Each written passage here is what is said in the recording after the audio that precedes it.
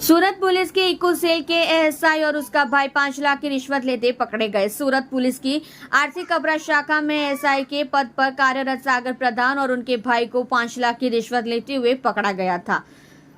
धोखाधड़ी के आरोप में गिरफ्तार मुंबई के एक कारोबारी की रिहाई और उसके ऑफिस से जब्त सामान और हीरे वापस करने के लिए 15 लाख रुपए की मांग की गई थी। एसीबी ने सागर प्रधान के भाई उत्सव प्रधान को अपने भाई के माध्यम से 15 लाख में से पहले 5 लाख रुपए वसूलते हुए पकड़ा था।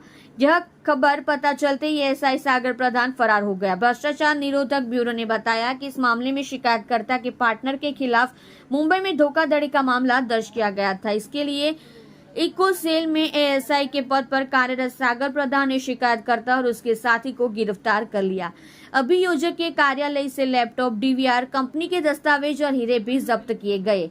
इस मामले में उसके साथी को धोखाधड़ी के मामले में मुंबई पुलिस को सौंप दिया गया था। फिर उसने शिकायतकर्ता को छोड़ने और शिकायतकर्ता के कार्यालय से लिया गया सामान वापस करने के लिए शिकायतकर्ता से 15 लाख रुपए की रिश्वत मांग की।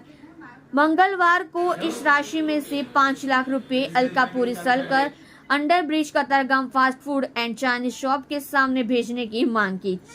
चूंकि शिकायतकर्ता रिश्वत की रकम नहीं देना चाहता था, इसलिए उसने एसीबी से संपर्क किया और शिकायत दर्ज कराई। एसीबी द्वारा आयोजित रिश्वतखोरी ट्रैप के दौरान एएसआई सागर प्रधान ने अपने भाई उत्सव संजय प्रधान को उसे लेने के लिए भेजा।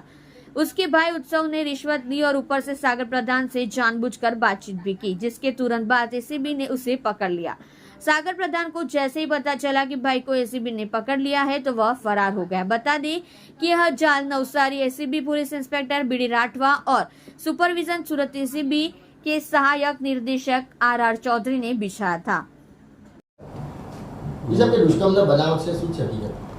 આ કામે હકીકત એવી છે કે આ કામે જે ભોગ બનનાર જે છે એ બોલી કે સાંભળી શકતી નથી અને માનસિક રીતે વિકલાંગ છે, જેથી ગઈ 22/4 આ કામના જે ભોગ બનનાર જે છે એમને પેટમાં દુખાવો પડતા અને વોમિટ જેવું થતાં એના જે કાકી જે છે એને દવાખાને લઈ ગયેલા, તો એમને જાણવા મળ્યું કે આ જે ભોગ બનનાર જે છે એ પ્રેગ્નન્ટ છે, જેથી આ કામના ભોગ બનનાર એના કાકા કાકી પૂછપરછ કરતા તેને કહેલું કે જે આ બાજુમાં એક જે છે પ્રદીપ પટેલ કરીને એ જે છોકરો જે છે એને એની સાથે દુષ્કર્મ કરેલું છે અને એના કારણે આ એ પ્રેગ્નન્સી થઈ છે, જેથી આ કામના ભોગ બનનારના કાકા જે છે એમને અત્યારે અમરેલી પોસ્ટમાં આવી ફરિયાદ દાખલ કરવામાં આવેલ છે અને આ કામે આરોપીની અટક કરવામાં આવેલ છે। હવે આ કામની જે બાળકી જે છે તો શારીરિક વિકલાંગ છે, એટલે એનો ગેરલાભ લઈ ખરેખર એની જે શારીરિક અસમર્થતા છે એનો એને જે મિસયુઝ કરી અને આ કામના જે ભોગ બનનાર જે છે એની સાથે આ કૃત્ય કર્યું છે એને।